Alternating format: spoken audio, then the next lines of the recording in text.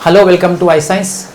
तो आज से मैं आपके लिए MHCT के लिए जो मैथ्स और फिजिक्स है उसके लिए मैं क्रैश कोर्स ला रहा हूँ। उसमें कैसा रहेगा कि चैप्टर वाइज मैं आपके लिए MCQs लाऊंगा। मैं ऐसा नहीं बोल सकता कि सिर्फ आपको मेरे करने से आपका हो जाएगा, लेकिन आपको मैं हर तरह के जो क्वेश्चंस है वो सिलेक्ट करके ला रहा हूँ। जनरली PYQs है और टेक्स्ट बुक के क्वेश्चंस हैं, तो आपको पता चलेगा किस तरह क्वेश्चंस पूछे जाते हैं, कौन से कंसेप्ट पे पूछे जाते हैं। और इसके बाद फिर आपको प्रैक्टिस भी करना है। ये इनफ नहीं है, लेक्चर है समझाने के लिए, समझने के लिए, लेकिन एक जो होता है ना कि एग्ज़ाम की तैयारी के लिए, तो उसके लिए तो आपको प्रैक्टिस खुद आपके पास एक बुक होनी चाहिए जिसमें से आप प्रैक्टिस कर सकें। ठीक है, तो मैं मैथ्स और फिजिक्स दोनों लाऊंगा। तो अभी मैथ्स से आज मैं स्टार्ट कर रहा हूँ। मैथ्स का पहला चैप्टर आपके सामने है, मैथमेटिकल लॉजिक। मैथ्स का आप जानते हैं हर क्वेश्चन 2 मार्क का होता है। तो चलिए स्टार्ट करते हैं। आपने सबसे लोग बोलते हैं कि काफ़ी इजी चैप्टर है, चलिए देख लेते हैं कितना इजी है। तो यहाँ पे पहले तो आपको मैथमेटिकल लॉजिक में सबसे पहला जो इम्पोर्टेंट चीज़ है वो आपका है कनेक्टिव्स। सबसे पहले आपको जो मालूम होना चाहिए वो कनेक्टिव्स के बारे में मालूम होना चाहिए। अब कनेक्टिव्स के बारे में क्या मालूम होना चाहिए? पहला है कनेक्टिव आपका, जैसे कंजंक्शन है जिसको हम लोग एंड बोलते हैं। इसमें कैसा रहता है, दोनों ट्रू रहता है तो ट्रू रहता है, नहीं तो फॉल्स हो जाता है। फिर डिसजंक्शन जिसको हम लोग और बोलते हैं, और में क्या होता है, कोई भी एक ट्रू होता है तो ट्रू माना जाता है। उसके बाद हम आते हैं कंडीशनल, इफ देन में आते हैं। इफ देन का क्या कैसे याद रखने का, पहला स्टेटमेंट ट्रू और दूसरा फॉल्स तो false, otherwise it is true. अच्छा, इसमें कुछ 5 टाइप्स है, वो आपको याद रखना चाहिए। क्यों मालूम है? क्योंकि एग्जाम में अगर आ गया ऐसा कि P sufficient for Q, Q is necessary for P, P implies Q, Q follows from P, P only if Q, इस तरह का अगर आपको एग्जाम में सेंटेंस आता है, समझ लीजिएगा ये इफ देन वाला सेंटेंस है, इसलिए आपको ये मालूम होना चाहिए। फिर एक बाई कंडीशनल जिसमें ये बोलता है कि दोनों तरफ सेम होना चाहिए, मतलब TT होना चाहिए, FF होना चाहिए तो ट्रू होगा, अदरवाइज इट इज फॉल्स। और नेगेशन तो आप जानते हैं कि ट्रू का फॉल्स, फॉल्स का ट्रू माना जाता है। तो ये कनेक्टिव्स के बारे में आपको पहले मालूम होना चाहिए। दूसरा हम लोग आते हैं कि स्टेट लॉजिकल इक्विवेलेंस में टॉटोलॉजी, कॉन्ट्रडिक्शन। कॉन्ट्रडिक्शन का दूसरा नाम भी है फैलेसी, बहुत बार ये वर्ड यूज होता है फैलेसी, जो कि कॉन्ट्रडिक्शन का दूसरा नाम है। और थर्ड टाइप होता है कंटिंजेंसी।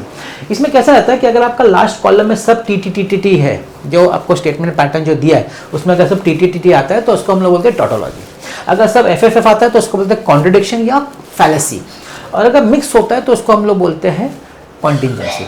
अब इसमें ये टेबल है, मगर अगर आप सॉल्व भी करते हैं, सब आपने एक स्टेटमेंट सॉल्व किया पैटर्न और लास्ट में सिर्फ T बचा तो टॉटोलॉजी, लास्ट में सिर्फ F बचा तो फैलेसी, और मिक्स और TF की वजह कुछ और बच गया इन टर्म्स ऑफ स्टेटमेंट्स, कुछ स्टेटमेंट रह गया तो फिर वो कॉन्टिंजेंसी में गिना जाता है।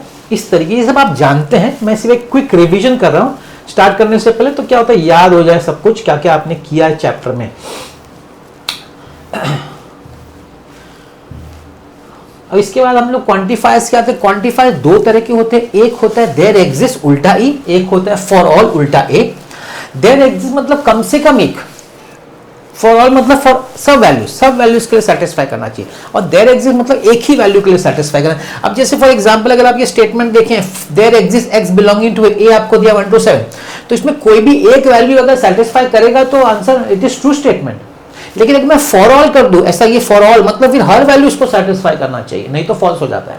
तो ये दोनों का फर्क याद रखने का आपको, there exist and for all, very important. Converse, inverse and अच्छा, उसके बाद नेगेशन है, सॉरी नेगेशन, कंजंक्शन का नेगेशन, एंड का नेगेशन कैसा गिना जाता है, दोनों को एंड करने का, एंड का और कर देने का, इसको डी मॉर्गन भी बोलते हैं। डिसजंक्शन का भी नेगेशन कैसा है, दोनों को नेगेशन देने का और का एंड करने का, ये भी डी मॉर्गन्स लॉ है।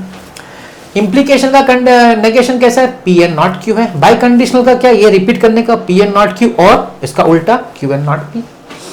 ये सब आपने किया हुआ है तो थोड़ा क्विक रिवीजन हो रहा है।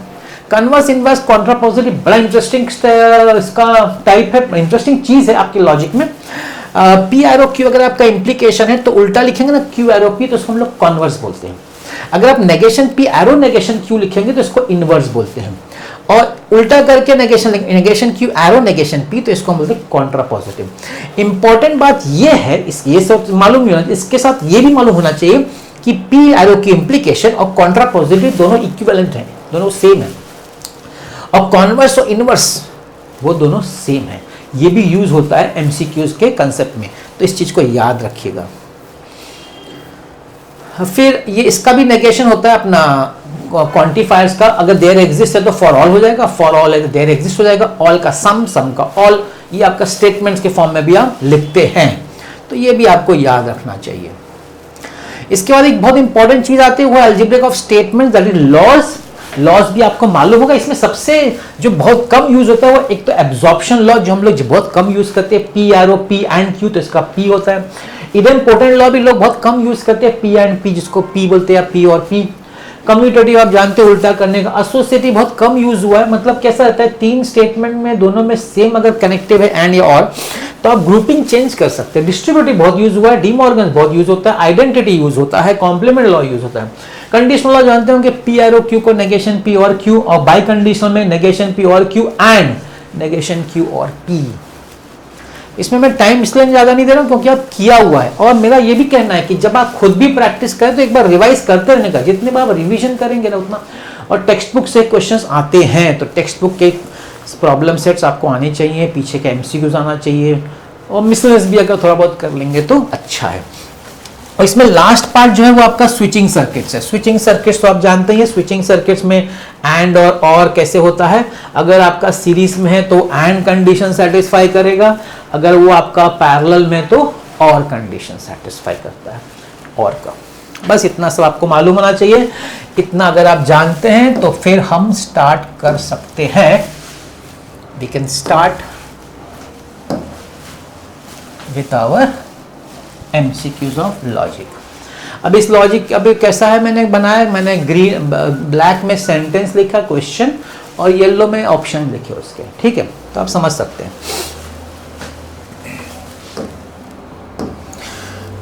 तो फर्स्ट वाला हम लोग स्टार्ट कर रहे हैं। First, the converse of if 3 is a prime number then 3 is odd is. अब देखिए, अब आपका P, देखिए एक और चीज ध्यान रखिए, कोई घाई नहीं करने का, आराम से करने का। हमको प्रैक्टिस करना है, समझना है, एकदम आराम से टाइम लेके करने का। घाई एग्जाम में करना है ना, वहां कैसे, यहाँ पे नहीं कि एग्जाम के हिसाब से यहाँ पढ़ना है, बिल्कुल नहीं। आपको अभी समय स्टेज पे समझना है, तो फुल कॉन्सेंट्रेशन, फुल फोकस, आराम से। तो P is a prime number, तो आप if 3 is a prime number तो P को लिख सकते हैं 3 इज अ प्राइम नंबर, ठीक है। Q को आप क्या लिख सकते हैं, 3 इज ऑड, तो ये आपका PROQ है। अब बोला इसका कन्वर्स लिखो। अब आप जानते हैं, अभी हम लोगों ने देखा है कन्वर्स। कन्वर्स क्या होता है, QROP। QROP मतलब आप 3 पहले लिखेंगे, if 3 is odd then 3 is a prime. 3 बोलो या 8 बोलो, व्हाटएवर, वो तो इंग्लिश थोड़ा बहुत चलता है। देखते हैं ऐसा कोई ऑप्शन है क्या, 3 इज ऑड देन प्राइम। देखिए ऑप्शन ए को ध्यान से देखिए, ऑप्शन ए है ही, सिंपल था ना, लेकिन पूछा है। मेरा कहना है कि एंट्रेंस में पूछा गया है इसलिए, और कुछ नहीं। तो ये हमारा फर्स्ट क्वेश्चन था।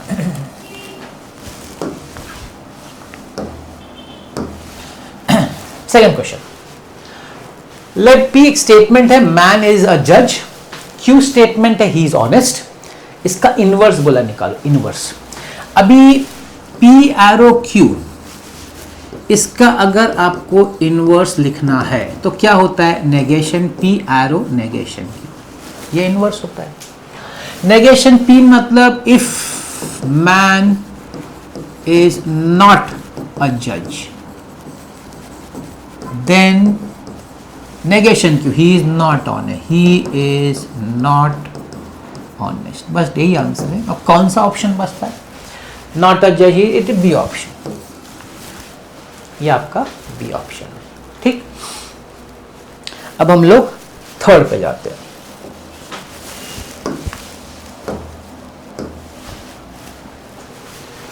Contrapositive of the statement. अब यहां पे हम लोग डिफाइन कर देते हैं, P स्टेटमेंट क्या होगा, if 2 numbers are not equal, तो हम P को लेते हैं 2 numbers are equal, 2 numbers are equal. तो इसका जो नेगेशन P होगा वो बोलेंगे हम लोग 2 नंबर्स आर नॉट इक्वल, ठीक है ना। स्क्वायर्स आर नॉट इक्वल, इसको Q ले लेते हैं, squares are equal, squares are equal. और नेगेशन Q में ले लेते हैं स्क्वायर्स आर नॉट इक्वल। अभी हमको स्टेटमेंट क्या दिया, if two numbers are not equal, मतलब negation P arrow negation Q, हमको ये दिया है, this is given to us. बोला इसका कॉन्ट्रा पॉजिटिव किसी भी देखो P एरो Q अगर होता, अगर P एरो Q होता, इसका कॉन्ट्रा पॉजिटिव क्या होता है, इसका कॉन्ट्रा पॉजिटिव होता है नेगेशन Q एरो, मतलब उल्टा करके नेगेशन करना। इसका अगर आपको कॉन्ट्रा लिखना है, कॉन्ट्रा पॉजिटिव, तो उल्टा करो पहले, तो negation Q negation P arrow, और दोनों को नेगेशन करो, मतलब ये आपका हो जाएगा Q arrow P। Final negation negation आप जानते हैं कैंसिल हो जाता है, Q arrow P। Q arrow P मतलब if squares are equal then the two numbers are equal. हाँ, if the squares are equal then two numbers are equal. अब ये ऑप्शन किधर है, if the squares are equal then numbers are equal, option C, मतलब ये बनना चाहिए वाला, if the squares are equal then the two numbers are equal, it is option C। तो ये था हमारा थर्ड वाला, ये फोर्थ। अब देखिए फोर्थ, द कन्वर्स ऑफ, अब आपको स्टेटमेंट दिया गया है P and negation Q arrow R। अब ये आपका स्टेटमेंट है, बोला इसका कन्वर्स बताओ क्या होगा। तो कन्वर्स अभी देखिए मैं आपको वापस बेसिक पे ले जाता हूँ, P एरो Q है, ठीक है ना। अब P एरो Q का कन्वर्स अगर आपको लिखना है कन्वर्स, तो ये होता है Q एरो P, इसका लिख देते हैं कन्वर्स। तो इसका जो कन्वर्स होगा R arrow P and negation Q। अब ऑप्शन देखते हैं, R एरो, R के दो एरोज हैं, लेकिन ये तो है ही नहीं, न B है न D है। तो ये भी एक तरीका एलिमिनेशन का, एमसीक्यूज में एक और सिस्टम करते हैं हम लोग, एलिमिनेट कर सकते हैं। आप एलिमिनेट करके भी आप अपने आंसर पे पहुंच सकते हैं, ठीक है ना। तो भाई ये तो दिख नहीं रहा है, दो ऑप्शन तो उड़ गया। अब दो ऑप्शन बचता है A और C। अब प्रॉब्लम ये है कि स्टार्टिंग में नेगेशन R है ही नहीं, स्टार्टिंग में तो R है, तो हो सकता है शायद ऐसा आप ऐसा सोच सकते हैं कि सर ये भी नहीं हो सकता। फिर आप बोलेंगे सर C कैसे होगा, ये भी क्वेश्चन है। अगर आप ये दो उड़ा दिया, आपने A उड़ाया, तो C हुआ कैसे, चलो आपने सॉल्व नहीं किया, मगर C आया कैसे। तो वो देखिए, मैंने आपको बताया कि किसी भी स्टेटमेंट का जो कन्वर्स होता है वो स्टेटमेंट के इनवर्स से सेम होता है। अब इस स्टेटमेंट का इनवर्स क्या होगा, इनवर्स, इस स्टेटमेंट का इनवर्स होगा negation P and negation Q arrow negation R। ऐसे ही तो आया नेगेशन, देखिए ये बात समझिए। अब इसको ओपन करिए, डी मॉर्गन्स करिए, नेगेशन P और Q एरो नेगेशन R, यही है, यस यही है। मतलब बिना किए भी आप ये सम कर सकते थे, बिना किए आपको अगर कैंसलेशन एलिमिनेशन कर, ये भी एक ट्रिक है एमसीक्यू सॉल्व करने का, ये भी एक तरीका है। एलिमिनेट करते जाओ जो पॉसिबल नहीं हो सकता, तो शायद बिना सॉल्व किए वही एक ही बचेगा जो आंसर है। तो ये भी एक तरीका है करने का। तो ये फोर्थ क्वेश्चन था।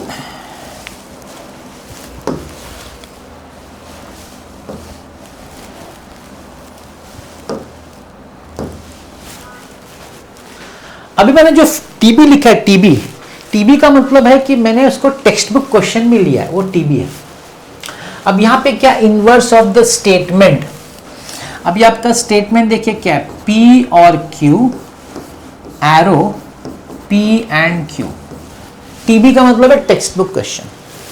अब बोला इसका इनवर्स ले लो, इनवर्स मतलब दोनों को नेगेशन करो, नेगेशन P और Q arrow negation P and Q।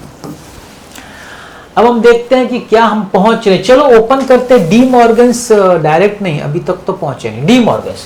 चलो इस पे डी मॉर्गन्स अप्लाई कर देते। इसका डी मॉर्गन, दोनों को नेगेशन मिलेगा, और का एंड हो जाएगा, इधर भी दोनों को नेगेशन मिलेगा, एंड का और हो जाएगा। क्या अभी पहुंचे क्या आंसर? हाँ अभी पहुंच गया। कौन सा ऑप्शन, ध्यान से देखिए, सी ऑप्शन, ठीक है। तो ये आपका 5th क्वेश्चन है। चलते नेक्स्ट क्वेश्चन पे।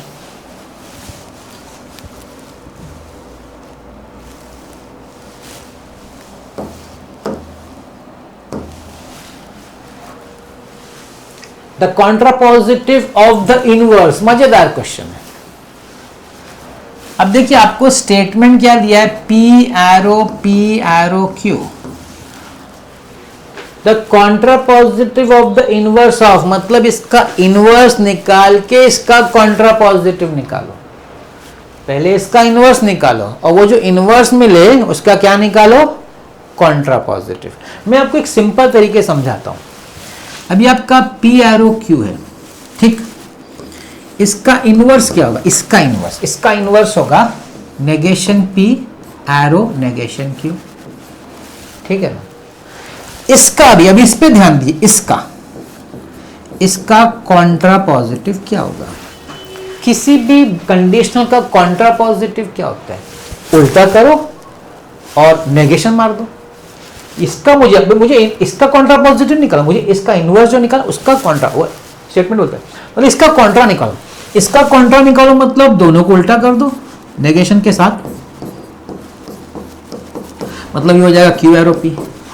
मतलब फाइनली क्या मतलब हुआ कि जो आपका गिवन स्टेटमेंट है उसका इनवर्स का कॉन्ट्रापॉजिटिव, गिवन स्टेटमेंट का इनवर्स का कॉन्ट्रा ना, दिस इज जो कॉन्ट्रा, इनवर्स का जो कॉन्ट्रा है वो उल्टा है, Q एरो P है।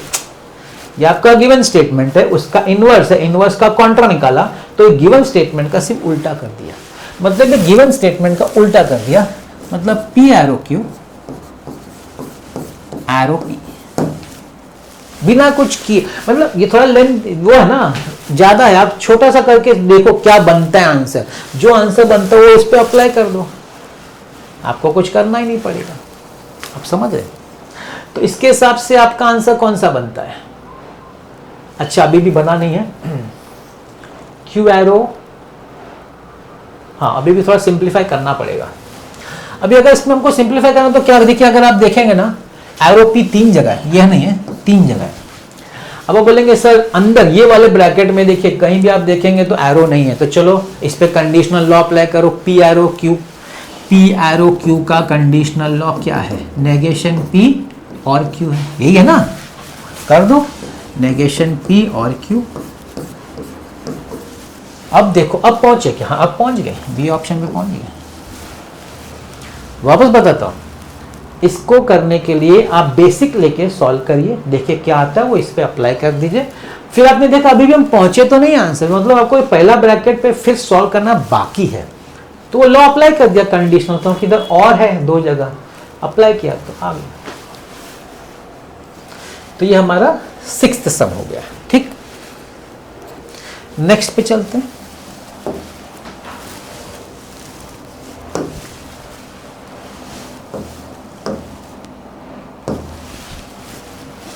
Seventh statement. तो जो मैं आपको फिर से बता रहा हूं, ये जो मैं आपके लिए क्वेश्चन लिया हूं वो बहुत सोच समझ के PYQs लिया है, टेक्स्ट बुक लिया है, जिससे कि आपको अलग अलग टाइप का पता चले, ठीक है। अब यहां देखिए, consider statements given by the following. अभी आपके सामने 3 स्टेटमेंट है। पहला स्टेटमेंट क्या बोलता है, इफ 3 + 3 = 7। ध्यान दीजिएगा, बहुत अच्छी तरह ध्यान दीजिएगा, फर्स्ट वाला, मैं फर्स्ट की बात कर रहा हूं। इफ 3 + 3 7, 3 + 3 7 नहीं होता, मतलब ये फॉल्स है। देन 4 + 3 8, ये भी फॉल्स है। एरो लिखना, क्या मतलब मैं क्या बोलना चाहता हूं, मैं ये बोलना चाहता हूं कि पहला स्टेटमेंट फॉल्स है, ये इफ देन है। इफ देन में अगर फॉल्स एरो फॉल्स होता है तो आंसर फॉल्स होता है, मतलब पहला स्टेटमेंट फॉल्स है। आगे बढ़ते हैं। इफ 5 + 3 = 8, ये राइट है। देन अर्थ इज फ्लैट, ये फॉल्स है। तो T arrow F, oh I am very sorry, मैंने पहले वाले में गलती कर दी, ये ट्रू है, I am so sorry. F arrow F is T, I am so sorry. F arrow F T होता है, कंडीशनल में सिर्फ यही वाला फॉल्स होता है, टी एरो एफ। इसका मतलब पहला स्टेटमेंट ट्रू है, दूसरा स्टेटमेंट फॉल्स है। अब तीसरा, ध्यान से देखिए तीसरा क्या बोलता है। तीसरा बोलता है if both 1 and 2 are true. ये बोलता है अगर फर्स्ट एंड सेकेंड दोनों ट्रू है, ये खुद ही फॉल्स है। ये चीज खुद ही फॉल्स है, वापस समझिए। If both 1 and 2, both 1 and 2 दोनों ट्रू नहीं है, मतलब आप ये जो पहला पार्ट जो बोल रहे हैं वो फॉल्स बोल रहे हैं, देन 5 + 6 is 17, ये भी फॉल्स है। F arrow F is T। अब हम पढ़ते हैं क्या है।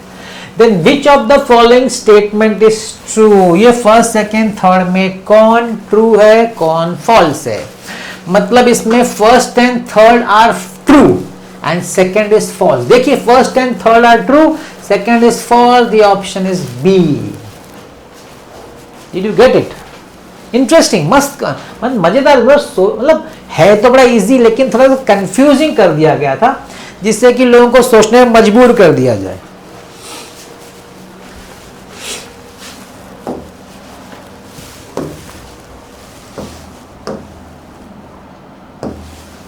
तो वापस देखिए टीबी आया है। टीबी का मतलब वही है कि मैं टेक्स्ट बुक का क्वेश्चन कर रहा हूं आपके लिए, बड़ी इजी है। देखिए टेक्स्ट बुक में इसलिए कर रहा हूं क्योंकि टेक्स्ट बुक से भी आता, और आता ही है, ऐसा नहीं आता, आता ही है। एमसीक्यू जो पीछे का एमसीक्यू जो वो आता है, प्रॉब्लम सेट उठा के दे दे तो उसके 4 ऑप्शन देते, बताइए क्या बताऊं। एक्सरसाइज से सम उठाते हैं उसके 4 ऑप्शन देते हैं। ये सीटी में करते हैं, थोड़ा सा लेवल बड़ा मैं मानता हूं, लेकिन वो लोग टेक्स्ट बुक अभी तक छोड़े नहीं। अब देखिए ये क्या है, 8वां सम, P and Q is equal to F, P arrow Q is equal to F। दो स्टेटमेंट एंड में F होता है, तो P और Q क्या हो सकता है? अब इसमें है ना कुछ भी हो सकता है। Q दोनों F होगा तो भी F होगा, अगर P ट्रू होगा Q F होगा तो भी F होगा, अगर P F होगा Q ट्रू होगा तो भी F होगा। मतलब ये स्टेटमेंट की मदद से हम ये पता नहीं कर सकते कि P और Q का ट्रुथ वैल्यू क्या है, not possible. Let's come to this, इस पे आ जाइए। ये क्या बोलता है, P arrow Q is equal, अभी कंडीशनल में F कब होता है? जब पहला स्टेटमेंट ट्रू होता है और दूसरा स्टेटमेंट फॉल्स। तो मिल गया, इसकी जरूरत ही नहीं है, ये देने के लिए दिया था। सेकेंड स्टेटमेंट से ही पता चल जाता है कि P ट्रू है Q फॉल्स है। तो उन लोगों ने बोला what are the truth values of P and Q, तो T, F। Where is T, F? T, F is option B, that is your T, F। So इस इज सिंपल, मतलब इजी है, इतना कुछ है नहीं, सिर्फ आराम से करने का, टाइम लेके करने का, बिना कुछ सोचे, बिना स्ट्रेस लिए। एग्जाम में भी स्ट्रेस बिल्कुल नहीं लेने का, बिल्कुल नहीं देखने का कि टाइम पे सब खत्म होना चाहिए, बिल्कुल नहीं। आपको बता दूं 120 मार्क में भी 90 परसेंटाइल क्रॉस हो जाता है आराम से। इसका मतलब मैं ये नहीं बोलता आप कोशिश मत करिए करने का, लेकिन स्ट्रेस लेके नहीं कि करना है खत्म करना, नहीं। हमारा टारगेट रहना चाहिए जितना करें सब राइट करें, ये पहला टारगेट रहना चाहिए। फिर लास्ट में जो बच गया हो तो तुक्का मार सकते हैं अगर आपका टाइम बच गया, क्योंकि नेगेटिव मार्किंग नहीं है, लेकिन स्टार्टिंग में तो आपको सिर्फ राइट आंसर आना चाहिए, उस पर पूरा आपका ध्यान। तो टाइम लेंगे तो चलेगा। आगे बढ़ते हैं। P and Q is false, P and Q is false, P और Q is true, then dash is not true। Nice question, dash is not true, अच्छा क्वेश्चन है। अब देखिए दो स्टेटमेंट फॉल्स है, तो क्या पता कर सकते हैं P and Q का वैल्यू? नहीं पता कर सकते, अभी पता था ना। अगर दो स्टेटमेंट का कंजंक्शन F है तो आप ये बिल्कुल नहीं पता कर सकते कि वो P और Q का ट्रूथ वैल्यू क्या होगा। अच्छा ये क्या बोलता है, P और Q ट्रू है तो पता कर सकते हैं क्या? P और Q ट्रू है तो एक चीज तो है। अभी देखिए इधर दोनों अगर फॉल्स है, एक चीज क्लियर है, P एंड Q अगर फॉल्स है तो एक चीज क्लियर है, हम उसका ट्रूथ वैल्यू नहीं पता कर सकते, लेकिन हम ये चीज पता 100% बोल सकते हैं कि दोनों फॉल्स हो सकता है क्या। देखिए मैं चलिए ऑप्शन लिख देता हूं। एक हो सकता है ये ट्रू हो ये फॉल्स हो, ये फॉल्स हो ये ट्रू हो, दोनों फॉल्स हो। अच्छा ये क्या बोलता है, ये बोलता है कि और जो है ट्रू है, और ट्रू कब होता है? दोनों ट्रू होगा तो एक ट्रू एक फॉल्स होगा, ये फॉल्स ये ट्रू होगा, तो ये कंडीशन में हो सकता है। तो अगर ये कंडीशन में हो सकता है, इसका मतलब है कि दोनों स्टेटमेंट फॉल्स नहीं हो सकता। पहली बात बहुत क्लियर है, क्योंकि अगर दोनों फॉल्स होगा तो आंसर ट्रू आएगा कहां से, मतलब this option is not possible. दोनों ट्रू भी नहीं हो सकता, नहीं तो फिर आंसर एंड में फॉल्स नहीं आता, मतलब this option is also not possible. तो पॉसिबिलिटी यही है कि दोनों में से एक ट्रू होगा और एक फॉल्स होगा। न तो दोनों ट्रू हो सकते, न तो दोनों फॉल्स हो सकते हैं। दोनों में से एक ट्रू होगा, तो एक जो ट्रू होगा तो दूसरा फॉल्स होगा। ये क्लियर हुआ? अब देखिए, तो एक क्लियर हो गया कि एक ट्रू है और एक फॉल्स है, वो कोई भी हो सकता है P और Q में से। अगर P ट्रू हुआ तो Q फॉल्स होगा, Q ट्रू हुआ तो P फॉल्स होगा। ये हुआ। अब इसमें कौन है, कौन सा वो लॉजिकल कनेक्टिव है, यहां दिया हुआ उन्होंने कि उसके हिसाब से कनेक्टिव क्या ये दिया हुआ है कि उसको यूज करके आपको आंसर आना चाहिए F इन चारों में से। आप ट्राई करिए हर एक में डाल के, आपको पता चल जाएगा। लेकिन मैं आपको एक सिंपल बी ऑप्शन पे ध्यान देना चाहूंगा। आप करेंगे तो आपको बी में आएगा आंसर, मगर फिर बताता हूं। बी जो है बाई कंडीशनल है। बाई कंडीशनल में ट्रू कब होता है? बाई कंडीशनल ट्रू आंसर तभी आता है जब दोनों ट्रू होंगे या दोनों फॉल्स होंगे। अब यहां न दोनों ट्रू है न दोनों फॉल्स है, तो इसका बाई कंडीशनल का आंसर फॉल्स ही होना चाहिए। इसका मतलब है आप डायरेक्टली देख के भी बोल सकते हैं, लेकिन अगर आप सब्स्टिट्यूट करेंगे तो भी आपको आएगा। आप टी डालो, एक को टी डालो, एक को एफ डालो, तो आपको एफ ही आएगा, ऐसा नहीं है। लेकिन आप देख के ही बोल सकते हैं कि बाई कंडीशनल वो लॉजिकल कनेक्टिव है जिसको ट्रू लाने के लिए दोनों पी और क्यू दोनों को या तो ट्रू होना पड़ेगा तो दोनों को फॉल्स होना पड़ेगा। अगर उन दोनों में एक ट्रू एक फॉल्स है तो उसका आंसर फॉल्स ही होगा, इसलिए आंसर भी हो जाता है। तो इस तरीके से हम लोग सोच सकते हैं। So that is question number 9. Now we move on to question number 10.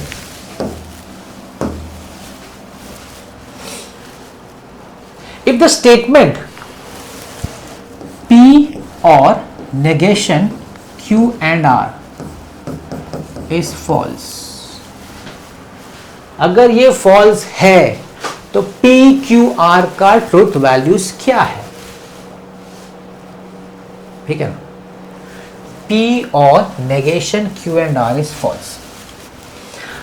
अब यहां पे अगर और में फॉल्स कब आता है? अभी आप सोचिए, और में फॉल्स कब आता है? ट्रुथ वैल्यू में दोनों को फॉल्स होना पड़ेगा, दोनों को। इसका मतलब है, इसका मतलब ये हुआ कि ये फॉल्स है और ये पूरा मिला के फॉल्स है। समझ रहे हैं ना? P फॉल्स है और ये पूरा मिला के भी फॉल्स है। ठीक है, तो एक चीज तो पता चल गई, P फॉल्स है, P इज फॉल्स। ये चीज हमको पता चल गई है कि P फॉल्स है। अब बचा Q and R। P false है मतलब सिर्फ बी ऑप्शन ही कटता है और तो कुछ कटता नहीं है। P फॉल्स है। अब ये देखिए ध्यान से, अब यहां देखिए, अभी इस पे आता हूं मैं। Negation of Q and R is false. अगर नेगेशन किसी का फॉल्स है तो वो खुद जो स्टेटमेंट होगा उसको ट्रू होना पड़ेगा, यस और नो। अगर वो ट्रू होगा तो ही तो उसका नेगेशन फॉल्स होगा। अच्छा, दो स्टेटमेंट का एंड ट्रू है। दो स्टेटमेंट का एंड कंजंक्शन तभी ट्रू होगा जब दोनों स्टेटमेंट ट्रू होंगे। इसका मतलब है Q is true and R is also true. FTT and the option is C, FTT।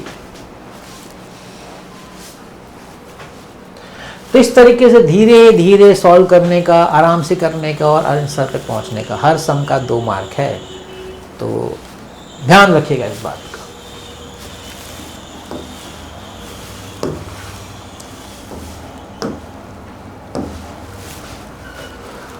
Next we go on to the 11th question. If the statements P, Q and R have the truth values F, T, F, मतलब इसमें देखिए क्या बोला है, P का truth value F है, Q का truth value T है और R का ट्रुथ वैल्यू F। ये 3 चीज दिया है।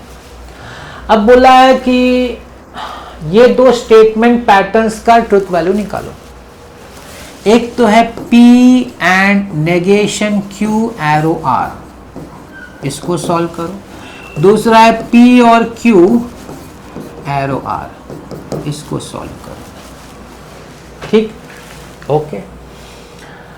अब यहां पहला वाला देखिए, P की जगह डालेंगे F एंड नेगेशन Q की जगह डालेंगे T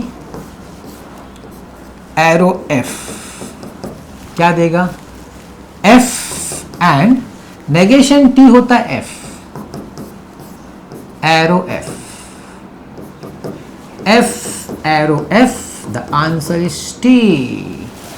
पहला वाला T है, अगर पहला वाला T है मतलब C और D नहीं हो सकता, C और D नहीं हो सकता क्योंकि पहला वाला T है। ठीक है, चलो दूसरा देखते हैं।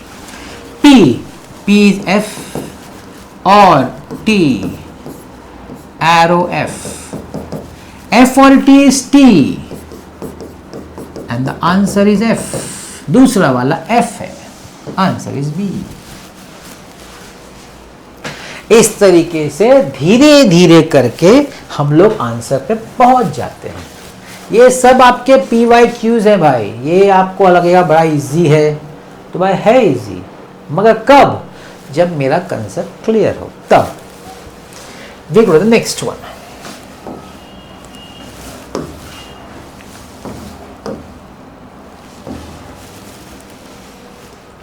यहां देखिए क्या दिया है, P एरो नेगेशन P और नेगेशन Q इज फॉल्स। अगर यह आंसर फॉल्स है तो क्या पूछा है? तो भाई P और Q का ट्रुथ वैल्यू क्या है? कंडीशनल में फॉल्स कब होता है? कंडीशनल में फॉल्स तभी होता है, कंडीशनल में फॉल्स तभी होता है जब पहला वाला ट्रू होता है और दूसरा वाला फॉल्स होता है, तभी तो आंसर फॉल्स आएगा ना। इसका मतलब एक आंसर मिल गया, P ट्रू है, P इज ट्रू। ओके, अब सेकेंड वाला देखते हैं, ये फॉल्स है पूरा। नेगेशन P और नेगेशन Q इज फॉल्स। और में फॉल्स कब आता है? अच्छा, और में फॉल्स तभी आता है जब दोनों फॉल्स होंगे, मतलब नेगेशन Q को फॉल्स होना पड़ेगा, मतलब Q को खुद को तो ट्रू होना पड़ेगा ना, खुद को तो ट्रू होना पड़ेगा। तो it is T and sorry it is D option, T, F। P is T, एक minute, have I done wrong? P T है, Q भी T है, okay okay okay. P true आया, Q भी ट्रू आया, so it is option C। So that's the option। Question number 12। तो आप देख रहे हैं कि इतना easy question है ये। So you have to understand that again I'll repeat, stress बिल्कुल नहीं लेने का, you just have to understand the concepts, that's it। Next, truth values of P arrow R, P arrow R is equal to F, P double arrow Q is equal to F। तो बाद में truth value निकालने को बोला है, ठीक है। पहले हम इनका ट्रुथ वैल्यूज खुद का तो निकाल लें, P Q R का ट्रुथ वैल्यूज क्या होगा? एरो में F कब होता है? एरो में F कब होता है? एरो में F तब होता है जब पहला ट्रू होता है और दूसरा फॉल्स होता है। तो क्या मिला हमको? हमको पता चल गया भाई P का तो ट्रुथ वैल्यू T है, Q का चलो पता नहीं चला है, Q का पता नहीं चला है, मगर R का तो पता चल गया है, R का तो F है, सिर्फ Q का पता नहीं चला है। पहले वाले स्टेटमेंट से हमको P और R पता चल गया। अब यहां देखिए, P है मेरे पास T, Q नहीं मालूम। बाई कंडीशनल में एक T है और उसका अगर आंसर F है तो दूसरे को F ही होना पड़ेगा, क्योंकि अगर दोनों सेम हो गए तो बाई कंडीशन में तो ट्रू होता है। अगर ये फॉल्स है, इसका मतलब Q का वैल्यू जो होना चाहिए वो F होना चाहिए, तो Q is equal to F। तो पहले तो हमको PQR पूछा नहीं है, ये मिलेगा तभी तो हम ये इसका दोनों का ट्रुथ वैल्यूज ढूंढ पाएंगे। तो पहले मैंने PQR का ट्रुथ वैल्यूज निकाला, अब हम ढूंढेंगे। पहला वाला क्या है, नेगेशन P और Q, एरो P और नेगेशन Q, ये पहला वाला है। दूसरा वाला है P and negation Q, arrow negation P and Q, ये दूसरा वाला है। ठीक, चलिए पहला वाला देखते हैं, वैल्यू सब्स्टिट्यूट करते हैं। नेगेशन P मतलब नेगेशन P का वैल्यू क्या है, P क्या है हमारा, ट्रू है, और Q is F, arrow P is T और नेगेशन F, इसको सॉल्व करना है। अच्छा उन्होंने R दिया ही नहीं, R का मत, ठीक, ओके। इसको सॉल्व करेंगे तो नेगेशन T होता है F और F, एरो T और T। F और F जो होता है वो F होता है, arrow T। The answer is T। Answer is T, मतलब पहला वाले का आंसर T है, तो B और D नहीं हो सकता। इसको सॉल्व करते हैं। T का है T and negation F, arrow negation T and F, T and T, arrow F और F, F and F। So this is T arrow F, that is F। By conditional में एक ही तो F होता है, T arrow F, वही तो F देता है, मतलब सेकेंड वाला F है। The option is A sir, the option is A। तो इस पे ध्यान समझिए, टेक योर टाइम, अंडरस्टैंड।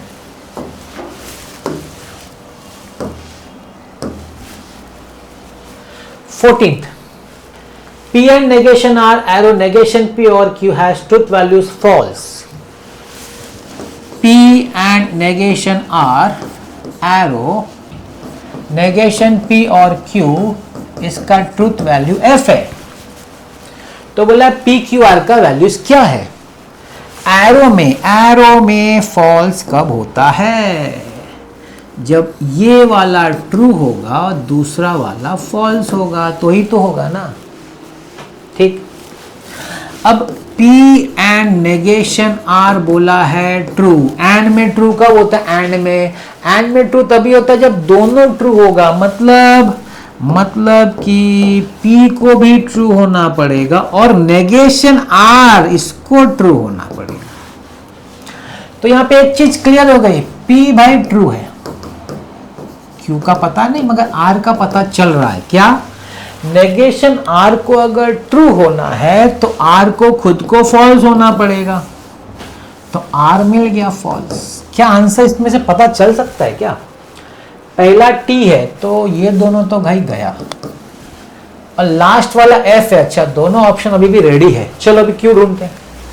अच्छा, ये पार्ट F है, नेगेशन P और Q जो है वो F है, तो P तो हम निकाल चुके, T नेगेशन T और Q F है।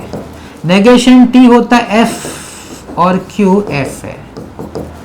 अभी और में F कब होगा, फॉल्स, जब दोनों फॉल्स होगा, मतलब Q को भी फॉल्स होना पड़ेगा। TFF, the option is C। The option is C, TFF।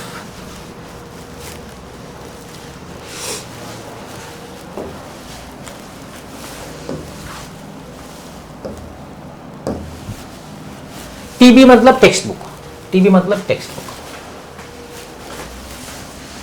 P and Q, arrow R, ये किसको लॉजिकली इक्विवेलेंट है। अब देखिए स्टेटमेंट एक तो आप क्या करिए, इसको सिंप्लीफाई कर लीजिए और देखिए आंसर आता है क्या।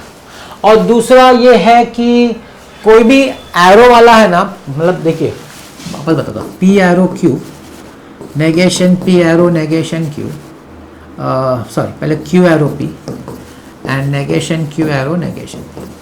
इसमें पहला और दूसरा चौथा सेम होता है, statement contrapositive, converse inverse logically same होता है।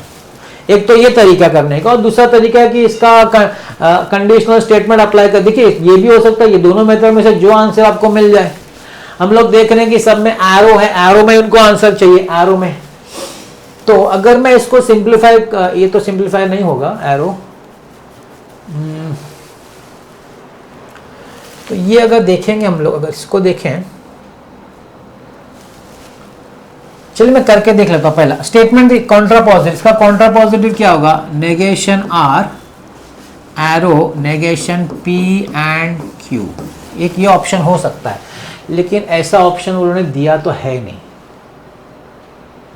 ठीक है, तो इसको मैं जरा हटा देता हूं, मैं दूसरा ऑप्शन देखता हूं। दूसरा ऑप्शन को सिंप्लीफाई करो, P एरो Q का सिंप्लीफिकेशन क्या है, नेगेशन P और Q, यही है ना कंडीशनल लॉ। मतलब negation P and Q arrow R। मैंने ये लॉ अप्लाई किया, कंडीशनल लॉ। कंडीशनल लॉ क्या बोलता है, और है।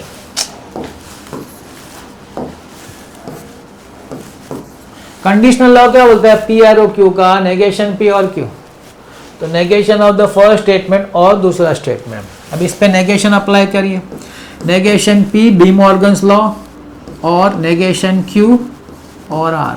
क्या हम लोग पहुंचे हैं क्या, अभी तक पहुंचे तो नहीं। आप ये बोल सकते सर अभी तक तो हम लोग नहीं पहुंचे। ठीक, तो अभी हम लोग क्या कर सकते हैं, नेगेशन Q और R, नेगेशन Q और R को ध्यान से देखिए। मैं उसको जरा ब्रैकेट, देखिए ये सब क्यों करना पड़ रहा है, आंसर लाने के लिए। वैसे तो हमने सॉल्व किया है, लेकिन मैच नहीं हो रहा है, प्रॉब्लम उधर है। ये प्रॉब्लम आने वाला है आपको लॉजिकल इक्विवेलेंट वाले में लाएगा। अब देखिए नेगेशन P और, अब ये क्या है, अब इसको ध्यान से देखिए, इसको इधर समझिए तो इसका लेफ्ट हैंड साइड क्या होना चाहिए, नेगेशन Q और R। अभी नेगेशन P और Q का है P एरो Q, तो इसका क्या हो जाएगा, इसका हो जाएगा Q एरो R, होगा ना, Q एरो R। ठीक, अभी भी आंसर मैच नहीं हो रहा है, लेकिन थोड़ा बहुत हम लोग ए ऑप्शन की तरफ पहुंच रहे हैं।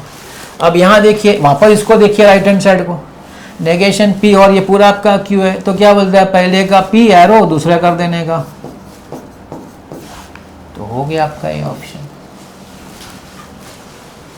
देखिए एक तरीका है कि मैंने सिंप्लीफाई किया लॉ से, उसके बाद मैंने बार बार वो लॉ अप्लाई करना पड़ा। दूसरा ऑप्शन भी है मगर उससे मैच नहीं हो रहा। दूसरा ऑप्शन क्या है कि भाई स्टेटमेंट कॉन्ट्रा पॉजिटिव को लॉजिकली सेम होता है, कन्वर्स इनवर्स को सेम होता है, वो ट्राई करो, उससे नहीं हो रहा है तो फिर ये ट्राई करो, जिससे आपका ऑप्शन, मेथड तो सब राइट ही है लेकिन ऑप्शन तो आना चाहिए ना। तो ऑप्शन वो लोग कौन से मेथड वाला ऑप्शन दे दिए वो। अब जैसे मैंने यहाँ पे सॉल्व किया, पहला स्टेप आंसर नहीं आ रहा है, फिर किया नहीं आ रहा है, दूसरा पार्ट किया थोड़ा सा आया, फिर बाद में फाइनली किया तब जाके पूरा आंसर आया। कि जो लॉजिकली इक्विवेलेंट वाला होगा ना, उसमें बहुत सोच के ट्राई करना पड़ेगा कौन कौन से तरीके से आंसर आ सकता है, वो उनका मैच होने के लिए और कुछ नहीं, उनका आंसर मैच करने के लिए हमको ये सब करना पड़ रहा है। ठीक है, नेक्स्ट वाला।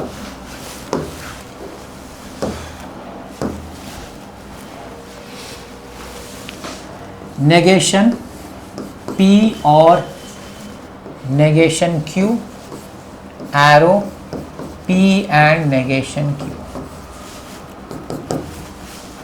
अब ये तो आपका बेसिक है, स्कूल अपना कॉलेज में आपने, आप लोग ने मतलब कॉलेज क्या जब सम सॉल्व करते थे तो इस तरह का नेगेशन आपने सॉल्व किया ही होगा, ऐसा नहीं है, फिर भी देख लेते हैं। तो एरो का नेगेशन क्या है, P एरो Q का नेगेशन क्या है, P एंड नॉट Q, ये उसका नेगेशन है, formula negation of by of conditional. मतलब P मतलब क्या, P और नेगेशन Q ये, एंड नेगेशन दूसरे का,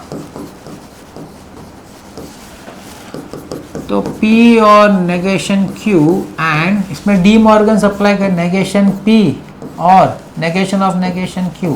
क्या आंसर आया क्या, वही देखने का, आंसर आ गया क्या, हाँ आ गया, सी ऑप्शन। टेक्स्ट बुक के सब जनरली, टेक्स्ट बुक तो नहीं है, टेक्स्ट बुक का ये भी है तो काफ़ी इजी था, लेकिन इसको डिफिकल्ट बना सकते थे, ऐसा नहीं है, वो लोग एरो वाला सम दे के डिफिकल्ट इसको बना सकते थे, है ना। तो वो भी आप समझ लीजिएगा, इसको एरो दे दो, इसको एरो दे दो, इसको कर दो Q एरो P, इसको कर दो P एरो Q करने को, क्योंकि उसका कंडीशनल का फॉर्मूला बन रहा है वो, तो बनाने के लिए बना सकते थे। चलो इस बार नहीं बनाया, अच्छी बात है। ये हमारा 16th सम हो गया। Next we go to 17th some.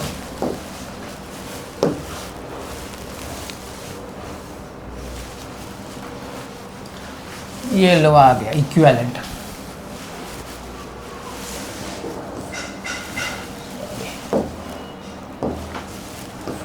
P and Q और P और negation Q and negation P and negation Q। अब ये तो सॉल्व करना इक्विवेलेंट, इसमें कुछ खास ऐसा है ही नहीं, we'll have to solve this। तो देखिए ये हम लोग पहले ये करते हैं डिस्ट्रीब्यूटिव लॉ, जो आप सब जानते भी हैं। P और नेगेशन Q एंड Q और P और नेगेशन Q, और इसको ऐसे मैं कॉपी कर रहा हूँ। मैं कोई लॉज लिख नहीं रहा हूँ, सिर्फ बता रहा हूँ, मैंने डिस्ट्रीब्यूटिव किया, ओपन किया। अब यहाँ देखिए दोनों और है, तो P और P आपको P देगा और नेगेशन Q, एंड यहाँ भी दोनों और है, मगर Q और नेगेशन Q और नेगेशन Q ट्रू होता है, T, ये आपको मालूम कॉम्प्लीमेंट लॉ। तो this is T and P and negation P and negation Q। P और negation Q and T and P and identity law, this will give P and negation P and negation Q। अब यहां देखिए क्या है, अभी आपने absorption law देखा, absorption law और एंड होता है, और दो स्टेटमेंट रिपीट होते, दो मतलब एक स्टेटमेंट दो बार होता है और एंड और होता है ना, तो सिर्फ वो स्टेटमेंट ही होता है, ये पूरा मिला के P होता है। एब्जॉर्प्शन लॉ को ध्यान से देखिए, आपको पता चलेगा। अब यहाँ पे एब्जॉर्प्शन लॉ काम आ रहा है, अगर और एंड है और एक स्टेटमेंट दो बार है और दूसरा स्टेटमेंट एक बार है, तो जो दो बार है उसको एक बार लिख के खत्म हो गया पूरा। ये आपको आना चाहिए absorption law. And negation P and negation Q, अब दोनों एंड है कि नहीं, यहाँ पे दोनों एंड है, तो ये हो जाएगा P एंड नेगेशन P। एक तो ये हो जाता है P एंड नेगेशन P,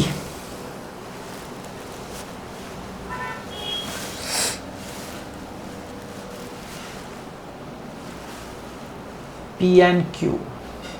यहाँ पे थोड़ा सा शायद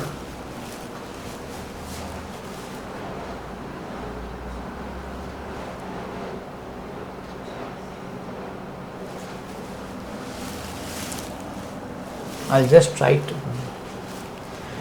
P and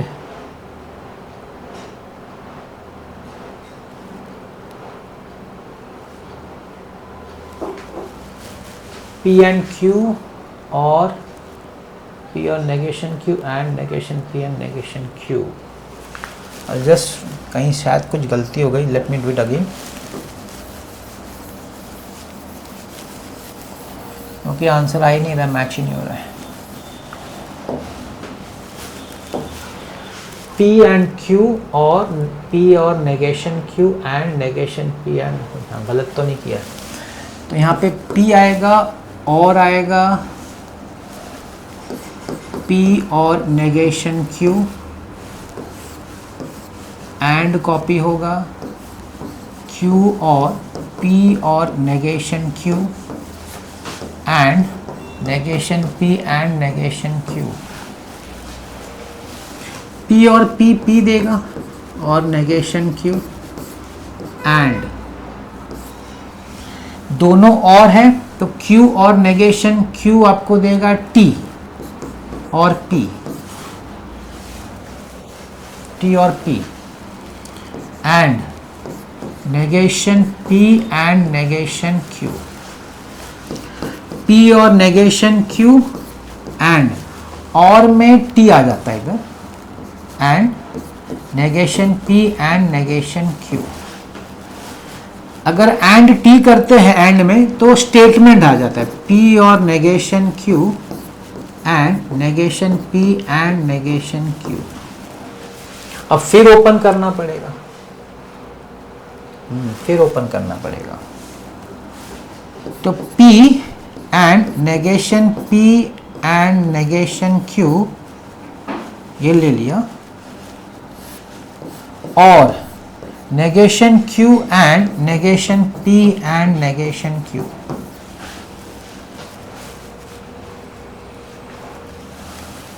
P and negation P is F, F and negation Q, और अब नेगेशन Q दो बार है एंड में, तो negation Q and negation P वो एक ही बार आ जाएगा। F एंड, अगर F एंड होता है तो F होता है, F और negation Q and negation P, और में स्टेटमेंट होता है तो negation Q and negation P। अब जाके आंसर आया, आंसर इज डी। इसमें थोड़ा टाइम लगा, मेरे से शायद गलती हो गई थी, यहाँ टी शायद मैंने गलत लिख दिया था, ठीक है, वो मेरे को वापस करेक्शन करना पड़ा। तो हो सकता है आपसे करते समय आपसे मिस्टेक हो तो आपको वापस ट्राई करना पड़ेगा। तो इस तरीके से आंसर दिया था। So that is question number 17।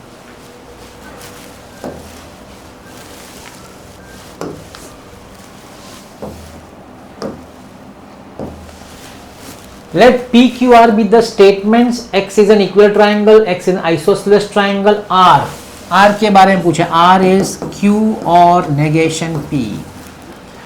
तो इसमें से R क्या होगा स्टेटमेंट फॉर्म में। अब इसको देखेंगे तो, और इसको देख के बोलेंगे तो क्या बोलेंगे, और Q और negation P। Q मतलब क्या, x is an isosceles triangle और x is not an equilateral triangle। X is an isosceles triangle or X is a not, then the equivalent statement of R is, तो हमारे पास X is isosceles और है, और लेकिन आप बोल सकते हैं कि सर ये C ऑप्शन हो सकता है क्या, नहीं।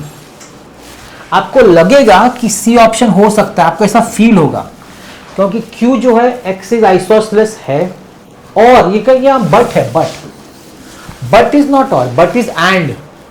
यहां गलतियों के लोग सी मार्क करके निकल जाएंगे और रॉन्ग हो जाएगा, क्योंकि दिस इज और एंड दिस इज एंड, मतलब ये सी नहीं है, ये आपको समझना है, लग रहा है लेकिन सी नहीं है, ठीक है ना। तो सबसे पहले ये क्लैरिटी होनी चाहिए कि सी नहीं है। आगे देखिए, तो इसको चेंज करना पड़ेगा। अभी चेंज करने के लिए देखिए क्या है आपका P, इफ देन है ना, तो हम लोग इफ देन ट्राई करते हैं। P एरो Q का कंडीशनल लॉ क्या है, नेगेशन P और Q।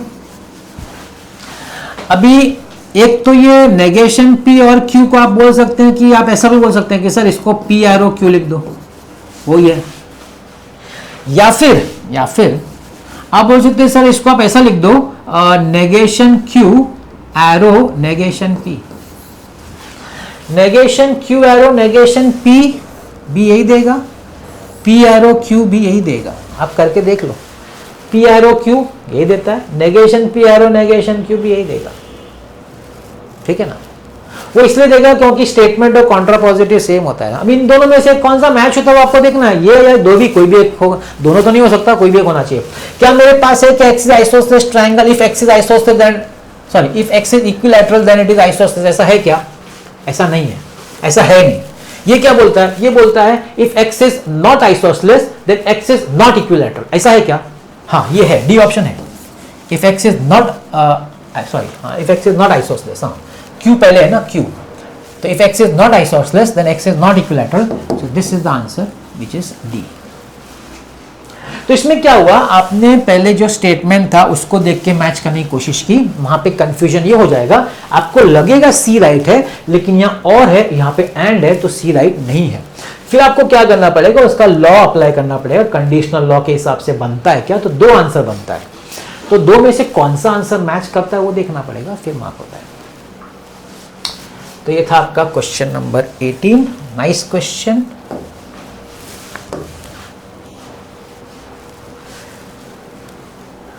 तो जब भी इक्विवेलेंट पे आते हैं बड़ा स्ट्रेस आ जाने आता है, क्योंकि इक्विवेलेंट बहुत कंफ्यूज करता है। द इनवर्स ऑफ, इसका इनवर्स ध्यान दीजिएगा, P एरो Q, ये स्टेटमेंट है, इसका कन्वर्स क्या है, कन्वर्स है Q एरो P, इसका इनवर्स क्या है, negation P arrow negation Q, और इसका कॉन्ट्रा पॉजिटिव क्या है, नेगेशन क्यू एरो नेगेशन। ये ध्यान रखने का, ठीक है। और ये पता है कि ये दोनों इक्वल होता है और ये दोनों इक्वल होता है।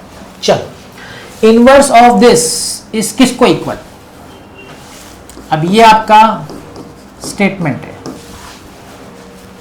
इसका इनवर्स, इसका इनवर्स, इसका इनवर्स क्या होगा, negation P arrow, negation P arrow negation Q arrow are.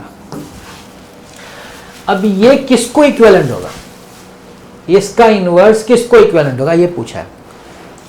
अभी इनवर्स किसको इक्विवेलेंट होता है, उस स्टेटमेंट के कन्वर्स को। नहीं, बात समझे, किसी भी स्टेटमेंट का इनवर्स जो होता है वो किसको इक्वल होता है, वो उसके कन्वर्स को। इसका कन्वर्स क्या है, इसका कन्वर्स क्या है, Q arrow R arrow P. क्या है, क्या ऐसा ऑप्शन है ना, डी ऑप्शन है ना, डी ऑप्शन है, yes, Q arrow R arrow. तो ये चीज अगर आपको समझ में आती है तभी आप इस तरह के सम सॉल्व कर पाएंगे। आप बैठ के सॉल्व करेंगे ऐसे, मतलब उसको ओपन करेंगे, लॉज अप्लाई करेंगे, बहुत टफ हो जाएगा। फिर आपको हर एक सम मैच करना पड़ेगा, हर एक आंसर को मैच करना पड़ेगा, लेंदी हो जाएगा। मगर ये चीज अगर आपको समझ में आ रही है ना तो आपके लिए आसान हो जाता है, टाइम बच जाता है। सो ये था हमारा 19th सम। चलते 20th पे।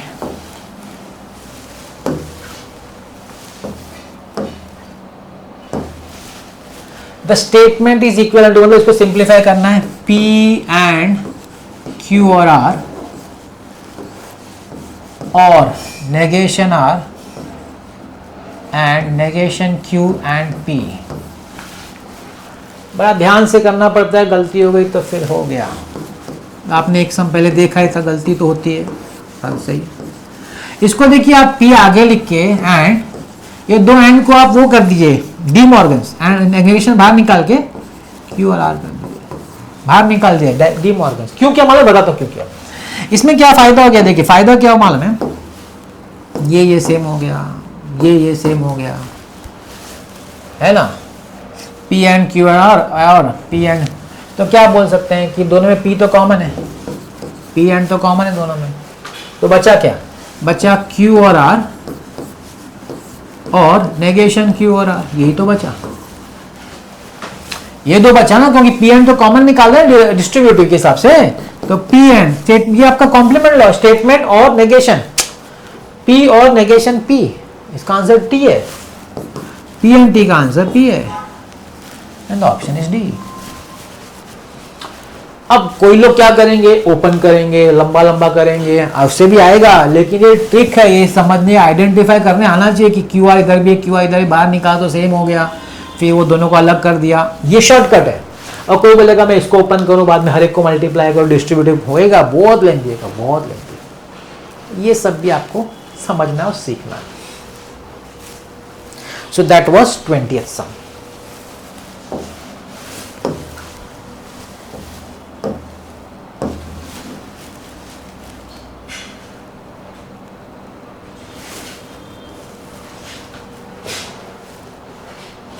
ये क्या हो गया,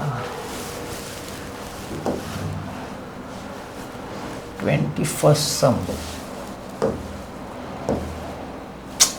अरे यार,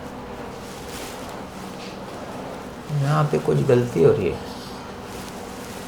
मिसमैच हो गया है।